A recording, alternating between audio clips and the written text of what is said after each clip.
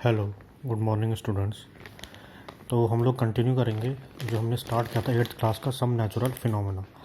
और आज हम लोग स्टार्ट करेंगे जो इलेक्ट्रिक चार्ज होता है।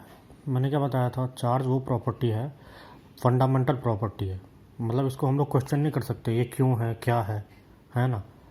तो जैसे मास एक फंडामेंटल प्रॉपर्टी होती है, वैसे चार्ज भी एक फंडामेंटल प्रॉपर्टी होती है। किसकी? मैटर की।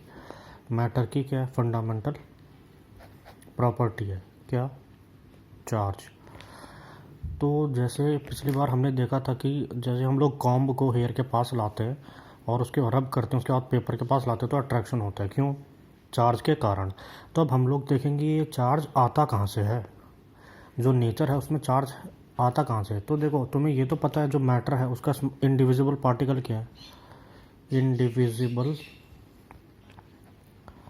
पार्टिकल, मैटर इंडिविजुअल पार्टिकल क्या है? एटम। मतलब इससे छोटा कोई पार्टिकल नहीं हो सकता। इसकी प्रॉपर्टी और जो बड़ा मैटर उसकी प्रॉपर्टी सेम होती है। इससे भी छोटे पार्टिकल है लेकिन फिर वो अपनी प्रॉपर्टी को लूज़ कर देते हैं। तो ये देखो स्ट्रक्चर है एटम का, एक ब्रॉड स्ट्रक्चर जो मैंने उसमें भी समझाया था मेटल्स नॉन मेटल्स में। तो ये बाहर जो है, ये बीच में क्या रहता है? न्यूक्लियस। न्यूक्लियस के अंदर क्या रहते हैं? प्रोटॉन और न्यूट्रॉन। ठीक है, और बाहर इलेक्ट्रॉन घूमते हैं।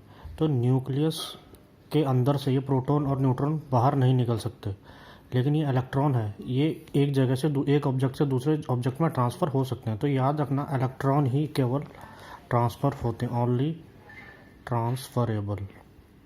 केवल इलेक्ट्रॉन ही ट्रांसफ़र होते हैं। मतलब इलेक्ट्रॉन में कौन सा चार्ज होता है? नेगेटिव। प्रोटॉन में कौन सा होता है? पॉजिटिव। तो इलेक्ट्रिक चार्ज आया कहाँ से? देखो, हर कोई चीज़ एटम से बनी है और एटम में चार्ज होता है। इसके मतलब हर बॉडी में चार्ज होता है। लेकिन होता क्या है, ये देखो, ये पढ़ो, अंडर नॉर्मल सर्कमस्टांसेस। मतलब नॉर्मल कंडीशन में क्या होता है, जो इलेक्ट्रॉन और प्रोटॉन एक एटम में बराबर होते हैं, एक एटम में इलेक्ट्रॉन और प्रोटॉन बराबर होते हैं, तो उसका ये जो है इलेक्ट्रॉन और प्रोटॉन के आपस में एक दूसरे को कैंसिल कर देते हैं, और उस कैंसिल करने के प्रोसेस को हम लोग क्या बोलते हैं? न्यूट्रलाइज करना। तो जब वो एक दूसरे को न्यूट्रलाइज कर देते हैं तो जो एटम होता है वो क्या बन जाता है? न्यूट्रल बन जाता है। क्या बन जाता है? न्यूट्रल। मतलब उसके ऊपर कोई चार्ज नहीं होता। क्यों? क्योंकि number of electron is equal to number of protons. ठीक है। लेकिन जब हम किसी चीज़ को रब करते हैं, जैसे हमने स्केल को रब किया हेयर से, तो होता क्या है, जो स्केल है उस पर कुछ चार्ज आ जाता है और हेयर पर कुछ चार्ज आ जाता है। ठीक है। जैसे दूसरा एग्जांपल हमने लिया था ग्लास रॉड का। ग्लास रॉड का जब हम लोग इसको सिल्क के साथ रब करते हैं तो इस पर क्या आ जाता है? Positive charge. और इस पर क्या आ जाता है?